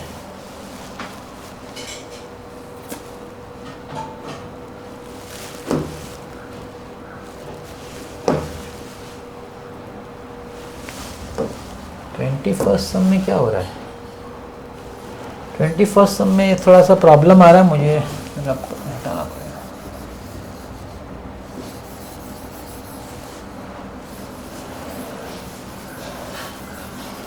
ये थोड़ा ओवरलैप हो गया शायद, लगता है कुछ आगे पीछे हो गया, चेक कर लूँ मैं।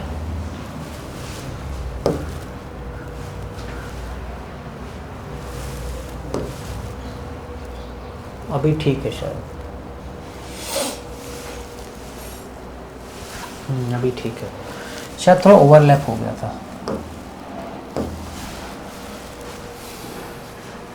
ऐसा है कि देखिए क्वेश्चन मैं ही सिलेक्ट करता हूँ, टाइपिंग मैं ही करता हूँ और इसको ट्रांसफ़र बोर्ड पे भी मैं ही करता हूँ, तो क्या है थोड़ा नया नया सीख रहा हूँ तो थोड़ा बहुत मिस्टेक हो सकता है। 21st question. अब 21st में हम लोग को बोला गया है कि इसका स्टेटमेंट का, जब भी आपको ऐसा हो ना फैलेसी और ये सब हो ना, तो क्या करने का, ट्रूथ टेबल से करने का, टेंशन लेने का। ऐसा कुछ स्टेटमेंट है, फैलेसी है, टॉटोलॉजी है, तो ट्रूथ टेबल ही बेस्ट होता है। तो चलिए ट्रूथ टेबल करते हैं हम लोग। एक तो P आ जाएगा, एक तो Q आ जाएगा, आपको नेगेशन Q आ जाएगा, P double arrow negation Q आ जाएगा, negation of P double arrow negation Q, T T F F T F T F, negation Q will be F T F T, P double arrow negation Q, F T T F, इसका negation T F F T, T F F T, T F F T भाई किसका है, याद करिए आपको मिल जाएगा answer. T F F T by conditional का truth table है, टी एस, सोच देख लीजिए आप, टी एफ एफ टी जो है वो बाई कंडीशनल का ट्रूथ टेबल है। तो ये आपका हो गया 21st।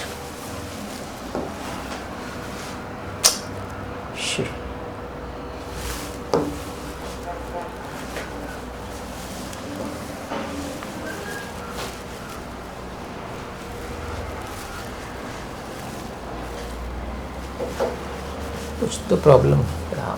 22nd,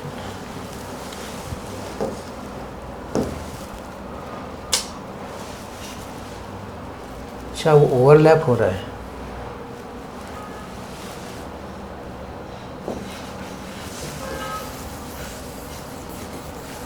शायद पेजेस ख़त्म हो गया तो ओवरलैप हो रहा है। बार बार मुझे रब करना पड़ेगा।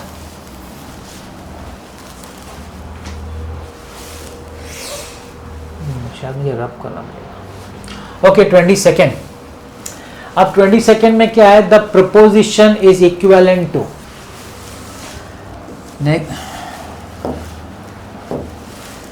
नेगेशन P और नेगेशन Q। अभी हमको 4 ऑप्शन दिया गया है 22nd सम में। We have been given 4 options और हमको इसमें से एक ऑप्शन पता करना है। तो अगर मैं ब्रैकेट ओपन करूँ, नेगेशन P और P एंड नेगेशन P और नेगेशन Q, नेगेशन P और P, नेगेशन P और P क्या देगा, that will give you true, and negation P और नेगेशन Q, एंड जो होता है वो देगा नेगेशन P और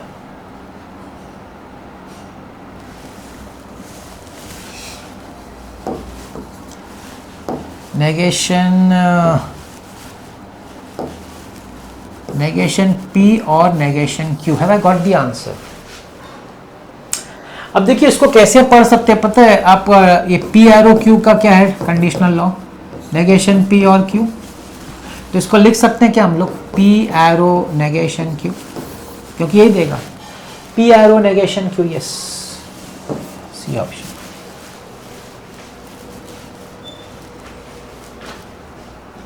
अब थोड़ा प्रॉब्लम ये आएगा कि जैसे जैसे मैं नेक्स्ट पेज पे जाऊंगा ना वो रिपीट हो जाता है, मुझे रब करना पड़ेगा, शायद वो हो रहा है, ये बोर्ड में प्रॉब्लम आ रहा है। ठीक है, तो मैं इसको, आप समझ गए तो मैं इसको रब करता हूँ क्योंकि वो नेक्स्ट पेज पे आ जाता है।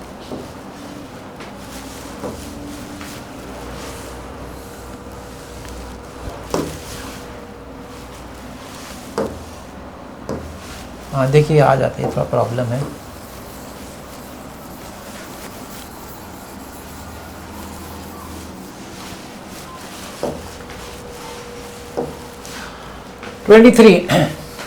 The following statement. अब वापस फैलेसी इक्विवेलेंट ये सब आ गया ना तो वापस ट्रूथ टेबल ही करने का, टेंशन लेने का नहीं, सीधा ट्रूथ टेबल पे आ जाओ। P Q negation P arrow Q negation P arrow Q negation p arrow q, and the last one जो वो चाहिए ना वही है p arrow q arrow negation p arrow q arrow q।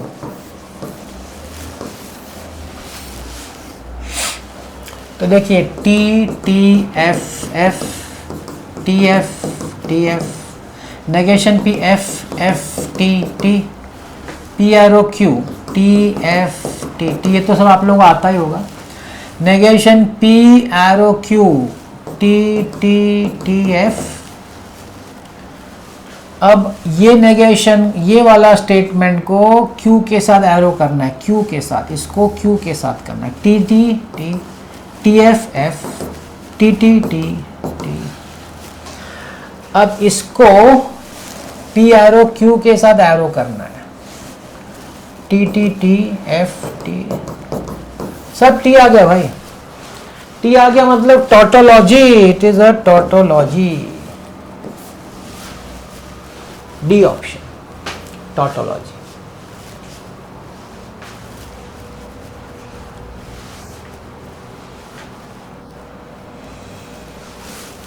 Next one, ये बार बार ये ओवरलैप हो रहा है, इसके लिए I am sorry about it but can't help.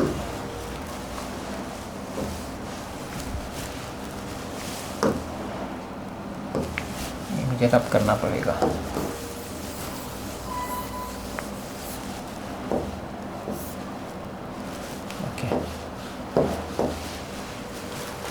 Question 24 देखिए, ए दिया हुआ है, then which of the following is not true. अभी not true generally for all के लिए होता है, जनरली। तो पहले आप फॉर ऑल चेक ही कर लीजिए कि सब वैल्यू सेटिस्फाई कर रहा है क्या, मतलब डालने के बाद। अभी जैसे आप 1 डालेंगे, x इज इक्वल टू 1, तो सी ऑप्शन की मैं बात कर रहा हूं, तो 1 plus 6 which equal 7 which is not greater than equal to 9 1। क्योंकि फॉर ऑल में क्या होता है, फॉर ऑल कंडीशन में क्या होता है, हर वैल्यू सेटिस्फाई करना चाहिए, हर वैल्यू। अभी सब वैल्यू तो सेटिस्फाई नहीं करेगा, 1 सेटिस्फाई नहीं कर रहा है, एक्चुअली 2 भी नहीं सेटिस्फाई करेगा, 3 से करेगा, लेकिन 1 और 2 नहीं करेगा। फॉर ऑल क्या होता है, हर वैल्यू सेटिस्फाई करना चाहिए। So third statement is not true, तो ऐसे ही हो गया। टेक्स्ट बुक क्वेश्चन है आपका, ठीक है। 24th हुआ, नाउ वी मूव टू 25।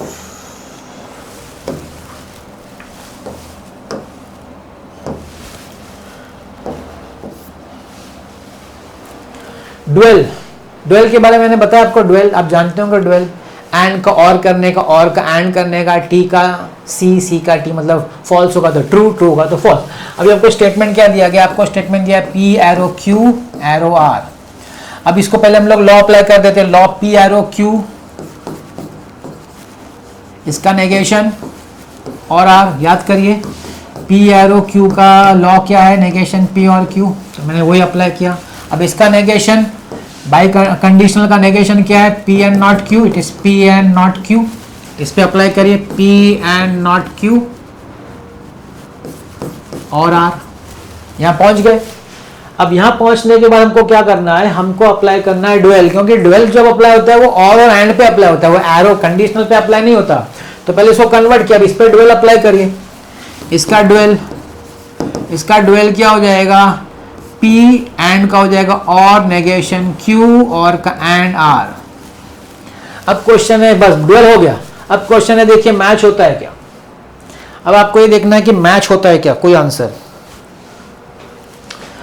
अब मैच होने के लिए इस पे ध्यान दीजिए, P और नेगेशन Q, P और नेगेशन Q के लिए कंडीशनल करना है तो क्या होगा, सोचिए। P और नेगेशन Q, P और नेगेशन Q, P और नेगेशन Q, इसको कंडीशनल के हिसाब से कैसे लिख सकते हैं पता है, एक तरीका, इसका 2 ऑप्शन है। आप P के हिसाब से अगर लिखना चाहें तो आप लिख सकते हैं negation P arrow negation Q, एक ये तरीका है। दूसरा भी एक तरीका, आप उल्टा लिख, अब इसको उल्टा पढ़िए, नेगेशन Q और P, तो आप लिख सकते हैं Q एरो P, आप ये भी लिख सकते हैं। ये जो है इसको कंडीशनल में 2 तरीके से, दोनों में सेम आंसर आएगा आपको। अब आपको देखना है कौन सा मैच कर रहा है, आपको वही पढ़ना है और कुछ नहीं। आप देख रहे हैं कि C वाला मैच कर रहा है तो बस C लिख दो, Q arrow P and R। ये आपका हो गया सी ऑप्शन।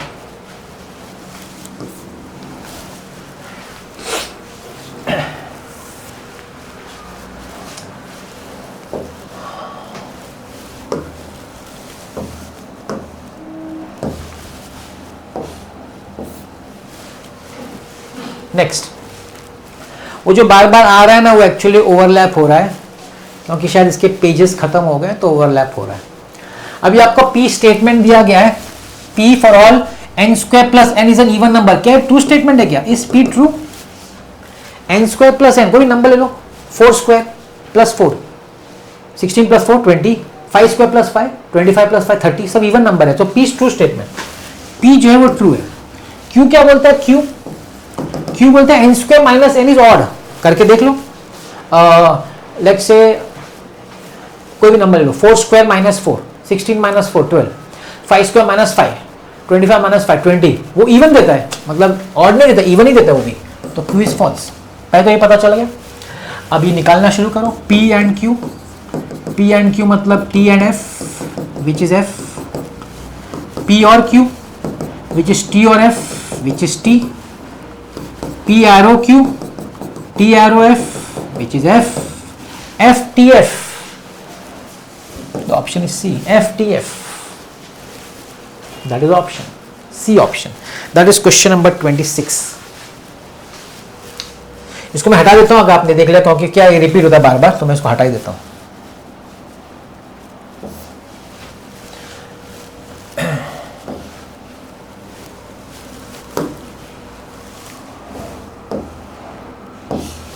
हाँ, अभी नहीं आया, नहीं तो वो आ जाता था। 27, थोड़े सम बाकी है, ज्यादा नहीं है, नॉट मच रिमेनिंग, बट ठीक है। मतलब मेरी कोशिश है कि मैं सब टाइप्स कवर कर दूं आपके लिए। P and Q arrow R, इसका बोला नेगेशन निकालो, negation P and Q arrow R। अभी देखिए इसमें डी मॉर्गन अप्लाई होगा, नेगेशन P और negation Q arrow R, negation P और, अभी इस पे कंडीशनल का नेगेशन अप्लाई होगा, Q एन नॉट P। हो गया है क्या? हाँ हो गया, D option, option is D. ठीक है, अब इसको हटा देता हूं मैं, क्योंकि नेक्स्ट पेज पे ओवरलैप हो जाता है।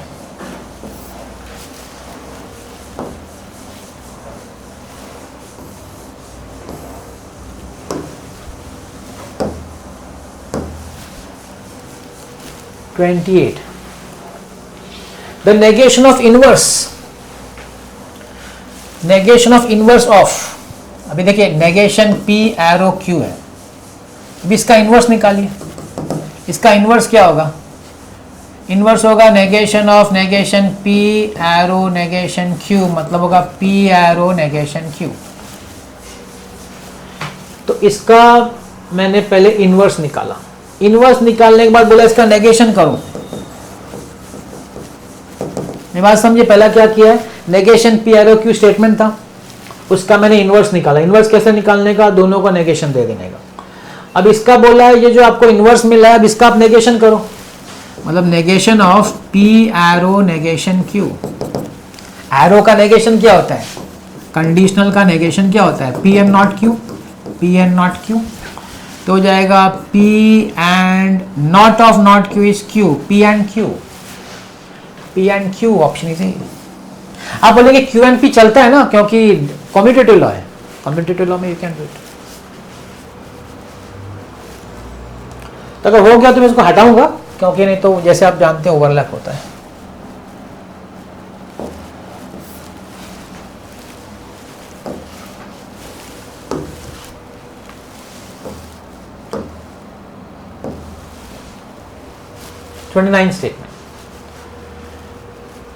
Statement 1.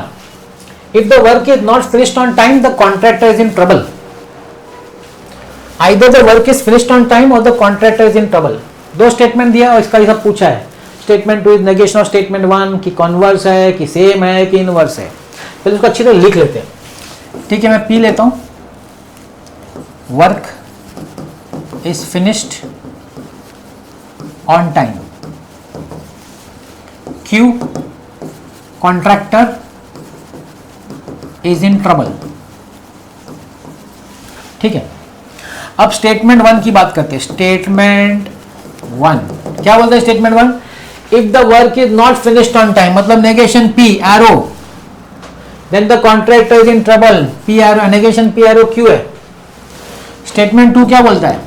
Either the work is finished on time, मतलब P, और the contract is in trouble, Q। अब बताइए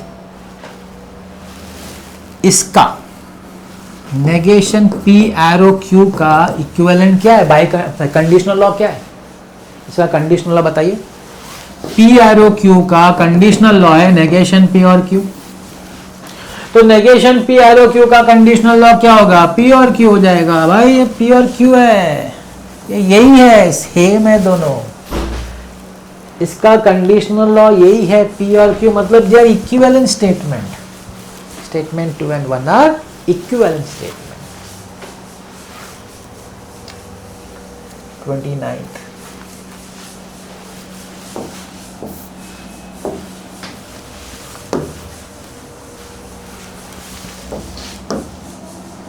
ये सब क्वेश्चंस आपके पूछे गए, एग्जाम में पूछे गए, इसलिए मैं करा रहा हूं। PYQs है और टेक्स्ट बुक, ज्यादा अलग से question. Let S be a non-empty subset, P there is a rational number, negation there is मतलब it is which quantifier exist, there exists a, है ना। एक होता है यूनिवर्सल क्वांटिफायर, वो फॉर ऑल होता है, और एक होता है देयर एग्जिस्ट, ये वाला, है ना। तो ये देयर एग्जिस्ट है, तो देयर एग्जिस्ट या देयर इज अ, तो इसका जो नेगेशन क्या होगा? For all. For all it is not satisfying, for all किधर है? अभी आप सी ऑप्शन को देखिए। अब ये क्या बोल रहा है? There exist x such that x is greater than 0, तो इसका negation less than equal to 0 होगा। लेस देन इक्वल टू 0 आपके पास 3 जगह है, आप ये तो निकाल दो, 1 2 3, लेकिन 1 2 3 में देयर इज अ, मतलब देयर एग्जिस्ट का जो नेगेशन होता है वो होता है फॉर ऑल। अब इसमें फॉर ऑल किधर यूज हुआ है? इसमें फॉर ऑल सी में यूज हुआ है। For all rational number x is less than equal to 0, क्योंकि there exist, there is a rational number, मतलब there exist a rational number. तो इसका जो नेगेशन होता है वो फॉर ऑल होता है, ऑल। तो ऑल ऑप्शन सिर्फ सी में, इसलिए ऑप्शन सी।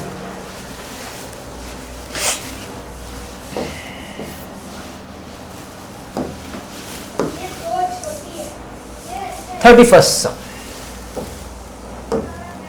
तो बहुत इजी है, पूछा था इसलिए हम लोग कर रहे हैं।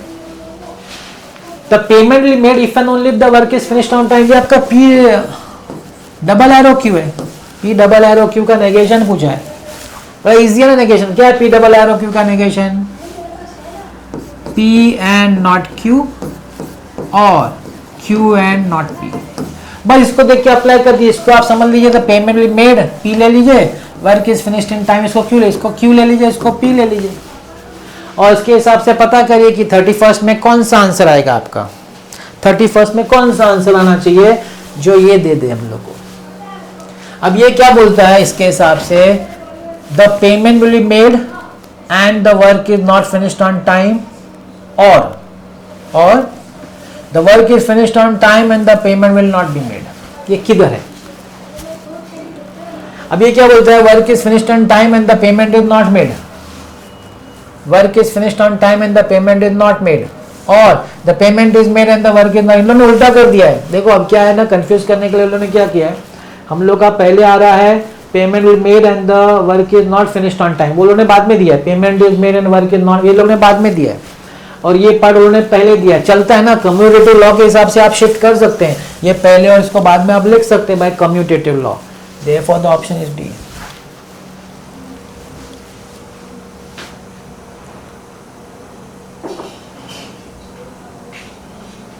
एक मिनट, पहला वाला क्या है? The work is finished in time,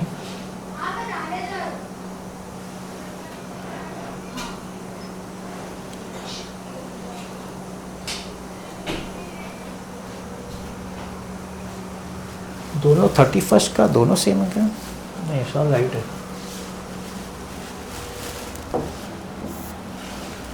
next, अब हम लोग लास्ट पार्ट पे आ रहे हैं, स्विचिंग सर्किट्स पे। बेसिकली आपके स्विचिंग सर्किट जो आपको एग्जाम में पूछे जाते हैं। Consider following statements, P switch 1 S1 is close, switch S2 is close, R switch S3 is close. ये आपको दिया गया, बोला इसमें से इस स्टेटमेंट के हिसाब से कौन सा स्विचिंग सर्किट है बता दो। अब आप ही बता दो, इसमें मेरे को बताने की कोई जरूरत ही नहीं है। आप ध्यान से देंगे P and Q, P and Q का मतलब है S1 और S2 जो है वो सीरीज में, S1 S2 is in series, S1 S2 सिर्फ सीरीज में, फिर और मतलब पैरेलल में आ गए। S1 S2 सीरीज में यहाँ पे नहीं है क्योंकि चार सीरीज में, यहाँ 3 सीरीज में, S1 S2 यहाँ पे सीरीज में और यहाँ पे सीरीज में, 2 जगह S1 S2 S1 S2 ठीक है ना। फिर आगे क्या बोला है, पैरेलल में कौन आता है, नेगेशन P, नेगेशन P मतलब S1 डैश, S1 डैश इधर S1 है, wrong, S1 dash C option, क्योंकि complement, it is a complement.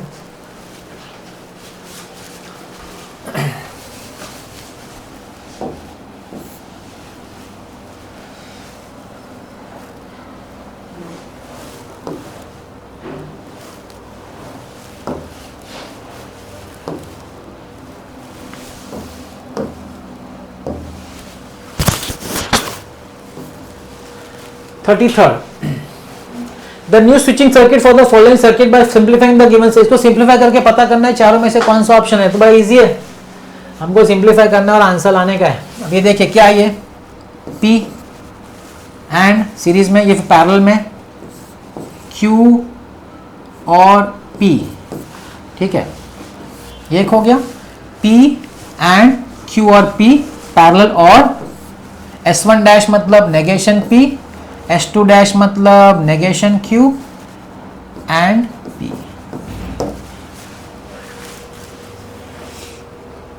अब इसको सिंप्लीफाई करना है और कुछ नहीं।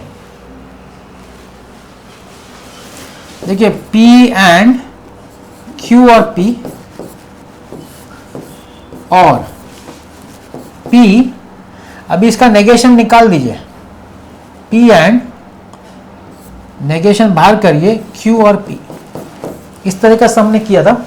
इन दोनों का नेगेशन बाहर करके मैंने डी मॉर्गन अप्लाई कर दिया, क्या हो गया, दोनों सेम हो गया, दोनों सेम हो गया, P एंड हो गया, अंदर बचेगा Q और P और नेगेशन Q और P। अब ये आपका हो गया कॉम्प्लीमेंट लॉ, P और नेगेशन P, इसका आंसर है T, P and T, the answer is P। Single switch S1, single switch S1, where is S1? Single switch is S1.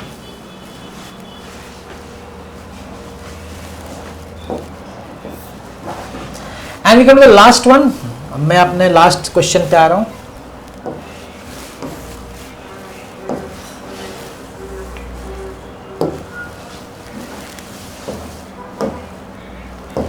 यहाँ पे मैंने आपका सब टाइप्स में कवर कर दिया हूँ, लास्ट सम पे आ गया हूँ स्विचिंग सर्किट के, ये भी एक टाइप है।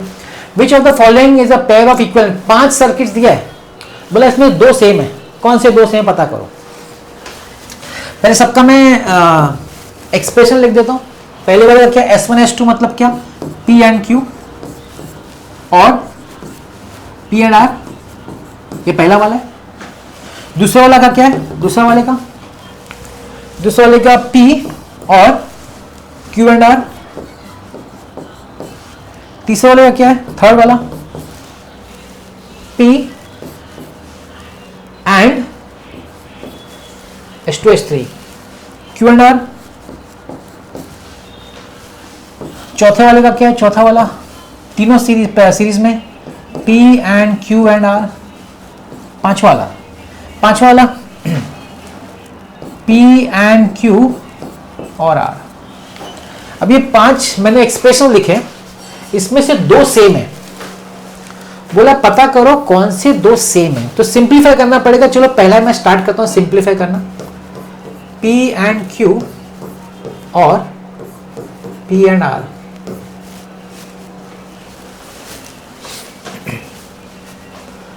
P एंड Q और P and R।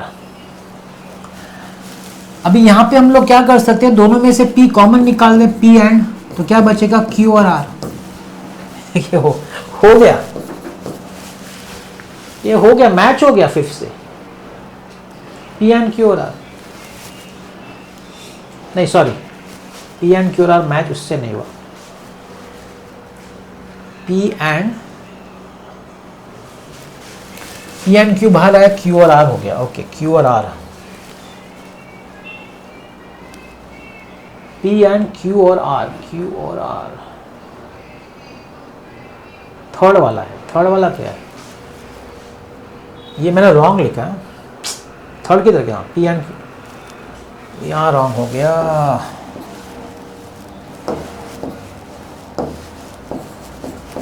Sorry, it is not the fifth one,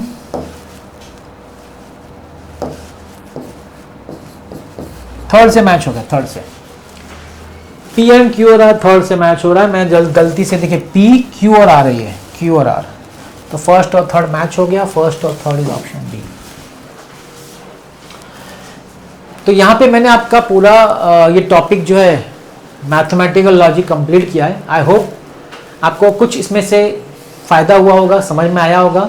अब आपको प्रैक्टिस करना है, एक बार आपको समझ में आ गया कैसे क्या ट्रिक्स है, कैसे हम लोग को सॉल्व करना चाहिए, कैसे अप्रोच करना चाहिए न्यूमेरिकल्स को या सम्स को, वो ट्रिक्स आपको फिर आपके प्रैक्टिस में अप्लाई करने का, आप प्रैक्टिस करेंगे तो डेफिनेटली आपको इसका फ़ायदा होगा। लेकिन मैं अपनी तरफ से पूरी कोशिश किया हूँ कि आपको सब टाइप्स का सम्स कवर करके दूँ। मिलते हैं अगले लेक्चर में। आज का आपने वीडियो देखने से बहुत बहुत धन्यवाद। Thank you very much.